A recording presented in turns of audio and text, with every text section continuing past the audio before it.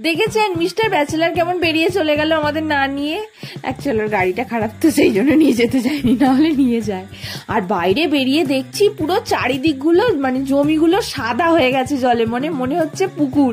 আর হাঁসগুলো সেই জন্য মাঠেই চড়তে শুরু করে দিয়েছে, পুকুরে আর যাচ্ছে না। দেখুন তো এনাকে চিনতে পারছেন কিনা।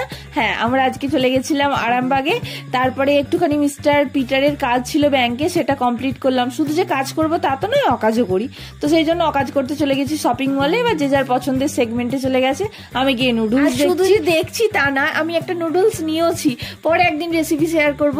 তারপরে দিদি ওর ছেলের জন্য নারকেলের বিস্কিট নিল একটা, মিস্টার পিটারও নিয়েছে, ওরও বললো যে আমি একটুখানি খাবো, আর বাড়িতে এসে বলছে আমার ভালো লাগছে না। তারপরে জামা নেবো বলে আমি একটুখানি জামা পছন্দ করতে গেছিলাম ওদের দু ভাইয়ের জন্য, মানে মিস্টার পিটার আর ব্যাচেলারের জন্য, কিন্তু মানে এগুলো ফুল হাতা বলে ওরা নিল না, তো হাফ হাতা নিয়েছে। আমি এটা অন্য ভিডিওতে শেয়ার করবো। আজকের মতো ভিডিওটা এখানেই শেষ করলাম, টাটা।